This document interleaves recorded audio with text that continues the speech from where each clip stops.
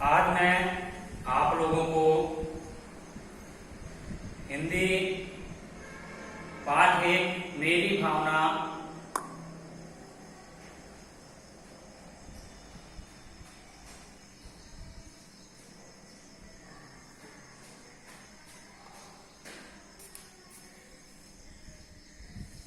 समझाना चाह रहा हूं, जिसके कवि श्री जुगल किशोर युगवीर जी हैं। यहां पर युगल किशोर युगवीर जी ने अपनी भावना कि मेरे भाव क्या हैं, अपने भाव प्रकट किए हैं। अहंकार का भाव न रखूं, न ही किसी पर क्रोध करूं, देख दूसरों की बढ़ती को कभी न ईर्ष्या भाव धरूं। तो कवि युगल किशोर युगवीर जी कहते हैं कि अहंकार का भाव न रखूं, मेरे अंदर मैं कितना भी बड़ा से बड़ा हो जाऊं, कभी भी यह अहंकार नहीं आना चाहिए, ना ही हमें रखना चाहिए, न ही किसी पर क्रोध करूं। हमें अपना स्वभाव निर्मल साफ रखना चाहिए, किसी के ऊपर क्रोध नहीं करना चाहिए। देख दूसरों की बढ़ती को कभी न ईर्ष्या भाव धरूं, दूसरों की पदोन्नति देखकर, देख दूसरों की बढ़ती अर्थात दूसरों की क्रमोन्नति पदोन्नति देखकर हमें कभी भी अपने अंदर ईर्ष्या द्वेष की भावना नहीं रखनी चाहिए। रहे भावना ऐसी मेरी, सरल सत्य व्यवहार करूं। मेरी भावना ऐसी हो कि सभी लोगों के प्रति मेरा व्यवहार सहज सत्य निश्चल रहे, चाहे वह छोटा हो या फिर बड़ा, उच्च हो या निम्न हो। बने जहां तक इस जीवन में औरों का उपकार करूं, मुझसे जहां तक हो सके दूसरों का हमेशा उपकार करता रहूं। मैत्री भाव जगत में मेरा, मैत्री भाव जगत में मेरा सब जीवों पर नित्य रहे। मैत्री भाव जो हम एक मित्र से दूसरे मित्र के लिए करते हैं, साहृदय प्रेम, इस संसार में, इस संसार के सभी जीवों के प्रति हमारा व्यवहार मैत्रीपूर्ण रहना चाहिए, हमेशा रहना चाहिए। दीन दुखी जीवों पर मेरे और से करुणा स्रोत बहे।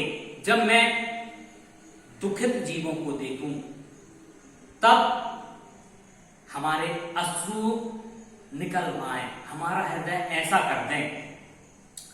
दुर्जन क्रूर कुमार्ग रतों पर क्षोभ नहीं मुझको आए।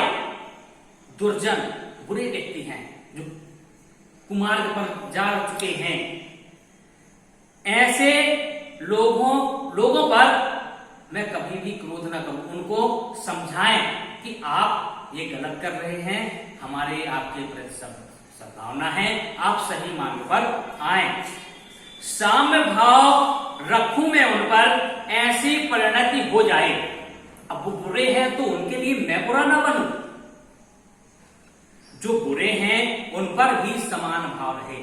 सज्जन के लिए तो अच्छे भाव हैं, पर जो दुर्जन है उनके प्रति भी हमारे भाव अच्छे रहना चाहिए। अर्थात सभी के प्रति एक सा भाव हो, चाहे सज्जन हो या दुर्जन हो, ऐसी हमारी बुद्धि होनी चाहिए।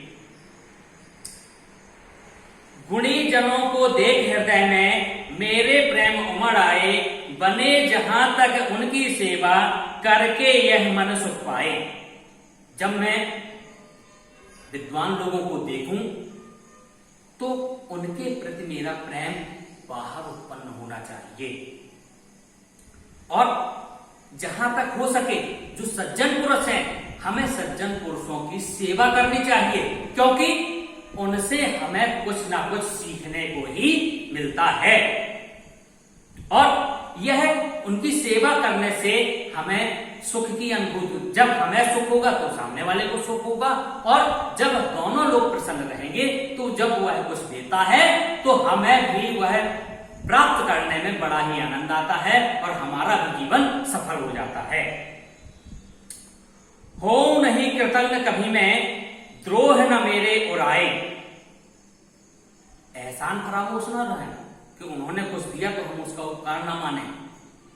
हो नहीं कृतज्ञ कभी, द्रोह न मेरे उराए। उनके प्रति विद्रोह की भावना कभी भी उत्पन्न नहीं होनी चाहिए। गुण ग्रहण का भाव रहे नित्य, दृष्टि न दोषों पर जाए। संसार में गुण और दोष दोनों बराबर पल्ले पर चलते हैं, तो हमें करना क्या है कि जितने भी गुण हम समेट सकें, बटोर सकें, तो हमें गुणों को ग्रहण करना चाहिए। और मालूम कि अब ये अवगुण है, हमें उस ओर बिल्कुल देखना ही नहीं, अर्थात हमें सभी के गुणों को देखना है और उनके गुण बताना कि आपके ये गुण अच्छे हैं, तो जिससे सामने वाले को भी होगा कि ये हमारे गुणों को का ही बखान कर रहा, दुर्गुण नहीं बता रहा। तो हम अपने जो दुर्व्यसन हैं, दुर्गुण हैं, वो त्याग दें। कोई बुरा कहे या अच्छा, लक्ष्मी आए या जाए, लाखों वर्षों तक जीऊं या मृत्यु आज ही आ जाए। इसके लिए मेरे पास या मुझे कोई अच्छा कहे या बुरा कहे, उससे मुझे कोई लेना देना नहीं है।